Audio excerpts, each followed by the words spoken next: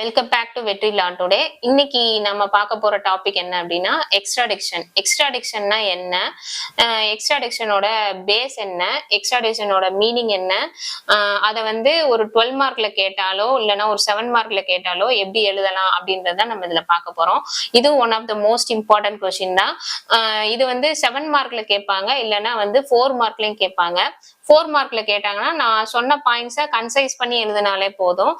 7 மார்க்ல கேட்டாங்கன்னா இது ஃபுல்லா எழுதணும்னா நம்ம கரெக்டா வந்துடும். ஓகே, ஃபர்ஸ்ட் வந்து பேஸ் எதுக்காண்டி எக்ஸ்ட்ராடிஷன் கொண்டு வந்தாங்க அப்படின்னா, இப்போ எக்ஸ்ட்ராடிஷன் அப்படின்னா என்ன அப்படின்னா, இப்போ வந்து ஒரு பர்சன் இந்த கண்ட்ரில இருக்காங்க, இந்த கண்ட்ரில இருக்காங்க, ஏதாவது ஒரு கிரைம் பண்ணிட்டு வேற ஒரு கண்ட்ரிக்கு தப்பிச்சு போயிடுறாங்க அப்படின்னும் போது இப்ப இந்தியால இருந்து வேற கண்ட்ரிக்கு தப்பிச்சு போயிடுறாங்க. இப்போ இந்தியாவால அவங்களோட ஜூரிஸ்டிக்ஷனோட லிமிடேஷன் என்னன்னா, அவங்களோட ஓன் டெரிட்டரிக்குள்ள மட்டும்தான் அவங்களோட ஜூரிஸ்டிக்ஷனை என்போர்ஸ் பண்ண முடியும். வேற கண்ட்ரிக்கு போயிட்டாங்கன்னா நம்ம வந்து அந்த பர்சனை பிடிச்சிட்டு வர முடியாது. அப்போ இந்த கண்ட்ரி, அதாவது இந்தியாவும் எந்த கண்ட்ரிக்கு அவங்க போயிருக்காங்களோ அவங்க அந்த கண்ட்ரியும் சேர்ந்து ஏதாவது ஒரு ட்ரீட்டி சைன் பண்ணியிருந்தாங்கன்னா அப்போ அந்த பர்சனை வந்து நம்ம அரெஸ்ட் பண்ணி கொண்டு வந்துக்கலாம் அப்படின்றத அதுதான் மெயின் எக்ஸ்ட்ராடிக்ஷன் அப்படின்ற கான்செப்டே இதுக்காண்டிதான் வந்துச்சு. ஓகே, இப்போ இந்த எக்ஸ்ட்ராடிக்ஷனை வந்து நிறைய ஆத்தர்ஸ் எல்லாம் டிஃபைன் பண்ணியிருக்காங்க. ஸ்டார்க் என்ன சொல்றாரு அப்படின்னா, ஸ்டார்க் என்ன சொல்றாருன்னா, இப்போ வந்து ஒரு பர்சனை எக்ஸ்ட்ராடிஷன்ற கான்செப்ட் ஏன் வந்திருக்கு அப்படின்னா, ரெண்டு கண்ட்ரி வந்து பைலேட்ரல் அக்ரிமெண்டோ ட்ரீட்டிஸோ சைன் பண்ணி அவங்களுக்குள்ள வந்து கிரைம் பண்ண அஃபண்டர்ஸையோ இல்லைன்னா வந்து அக்யூஸ்டு பர்சன்ஸையோ கன்விக்டட் பர்சன்ஸையோ வந்து வாங்கி பிடிச்சிக்கலாம் அப்படின்றதுக்காண்டி கொண்டு வந்ததுதான் வந்து எக்ஸ்ட்ராடிஷன் அப்படின்ற மாதிரி சொல்றாங்க. அடுத்து வந்து பிரின்சிபல்ஸ் ஆஃப் எக்ஸ்ட்ராடிஷன். எக்ஸ்ட்ராடிக்ஷன் வந்து என்ன பிரின்சிபல் காண்டி கொண்டு வந்தாங்க அப்படின்னா, இப்போ நான் இங்க இந்தியால வந்து ஒரு கிரைம் பண்ணிட்டேன், கிரைம் பண்ணிட்டு தப்பிச்சு நான் ஒரு ஃபாரின் கண்ட்ரிக்கு போயிட்டேன்னா எனக்கு வந்து பனிஷ்மெண்ட் கிடைக்காது. நான் அந்த கண்ட்ரில போய் அப்ப ஜாலியா நான் இருந்துக்கலாம்ல. அப்படி இருக்க கூடாது. எந்த ஒரு ஹியூமன் பீயிங்கா இருந்தாலும் அவங்க பண்ண கிரைமுக்கு கண்டிப்பா அவங்களுக்கு வந்து பனிஷ்மெண்ட் கொடுக்கணும், பனிஷ்மெண்ட் வந்து கிடைக்கணும் அப்படின்றதுக்காண்டிதான் வந்து எக்ஸ்ட்ராடிக்ஷன் கொண்டு வந்தாங்க. அதுல என்ன சொல்றாங்கன்னா, எந்த ஒரு பர்சனுமே வந்து தப்பிச்சு போக கூடாது. அவங்களோட கிரைம்ல இருந்து கன்விக்டட் பர்சன்ஸா இருந்தாலும் அக்யூஸ்டு பர்சனா இருந்தாலும் அவங்கள அரெஸ்ட் பண்ணிக்கலாம்.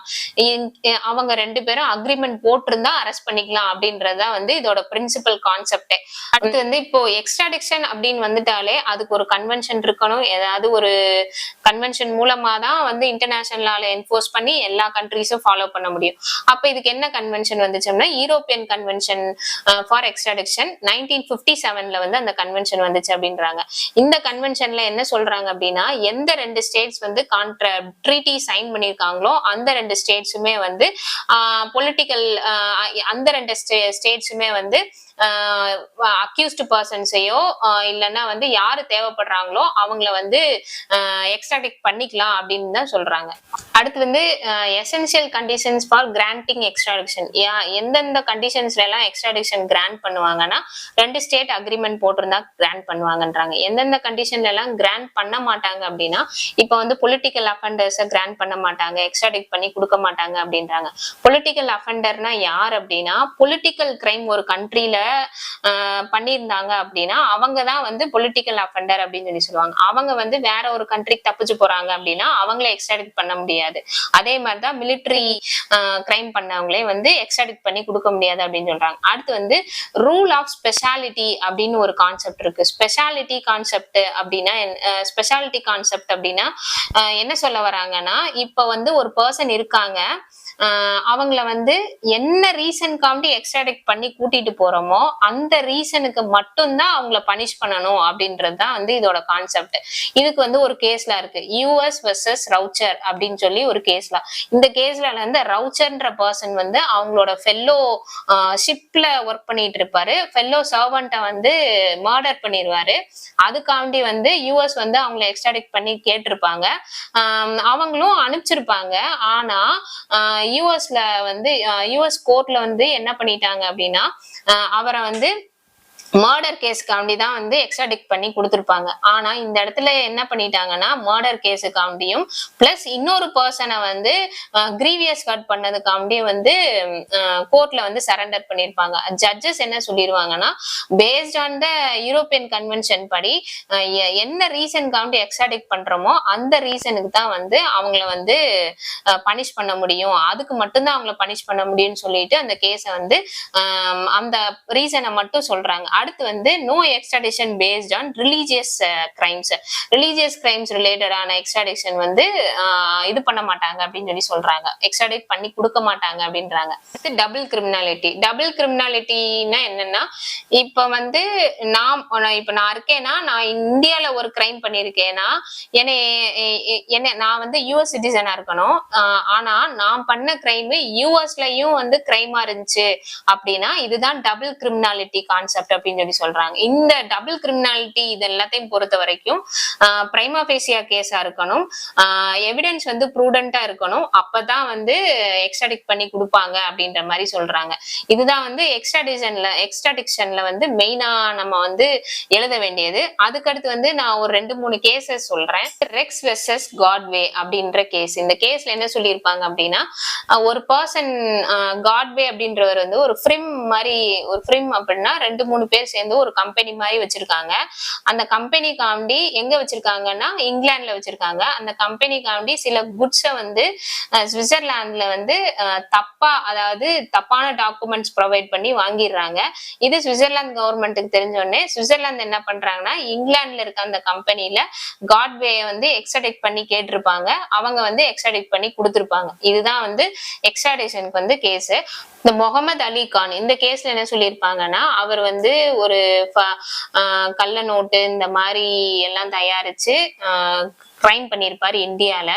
கிரைம் பண்ணிட்டு மாட்டனோடனே அவர் என்ன பண்ணிடுவாருன்னா பாகிஸ்தானுக்கு தப்பிச்சு போயிடுவாரு. தப்பிச்சு போயிட்டு ஃபர்தரா இங்கிலாந்துக்கு போவாரு. இங்கிலாந்துல இருந்து அவரை எக்ஸ்ட்ராடிக்ட் பண்ணி இந்தியாவுக்கு வர வச்சிருவாங்க. ஏன்னா ஆல்ரெடி இது ட்ரையல் நடந்துட்டு இருக்கும் போது அவர் தப்பிச்சு போயிடுவாரு. மித்த ட்ரையலுக்காண்டி அவரை இங்க வர வச்சிருப்பாங்க. வர வச்சு பாம்பே ஜெயில வந்து அவரை வச்சிருப்பாங்க. பாம்பே ஜெயில வந்து திரும்பி வந்து அவர் மேல ஒரு ஃபோர்ஜரி அப்படின்னு சொல்லிட்டு ஒரு பர்சன் வந்து அவங்க மேல வந்து சூட் போட்டிருப்பாங்க. சூட் போடும் போது இது எக்ஸ்ட்ராடிஷன் ட்ரீட்டி படி பார்த்தா அவர் வந்து கள்ள நோட்டு இந்த மாதிரி ஃபர்கரி அந்த மாதிரி விஷயத்துக்கு தான் அரெஸ்ட் பண்ணியிருக்காங்க. நீங்க அதை மட்டும் தான் பார்க்கணும் போது இந்த ஊர்ல இருக்காங்க, இங்க இருந்து ஒரு கிரைம் பண்ணிருக்காங்கன்னா அதையும் நாங்க விசாரிக்கலாம் அப்படின்னு சொல்லி கோர்ட் வந்து ஜட்ஜ்மெண்ட் கொடுத்திருப்பாங்க. அதுதான் இந்த கேஸோட டெஃபினிஷன். புக்ல பார்த்தோம்னா இன்னும் நிறைய சவர்கார் கேஸ் இருக்கு, அதே மாதிரி இன்னும் 2-3 கேசஸ் முக்கியமான கேசஸ் எல்லாம் இருக்கு. அதெல்லாம் சேர்த்து நம்ம எக்ஸ்ட்ராடிஷன் எழுதலாம். மோஸ்ட்லி இது வந்து 7 மார்க்ல இல்லைன்னா வந்து 4 மார்க்ல கேட்பாங்க. 4 மார்க்ல கேட்டா 2 கேசஸ் 3 கேஸ் 2 கேஸே மேக்சிமம் அதிகம் தான். அந்த 2 கேஸ் எழுதினாலே போதும். இப்ப சப்போஸ் 7 மார்க்ல கேட்டாங்கன்னா ஒரு 4 கேஸ் எழுதினாலே கரெக்டா இருக்கும்.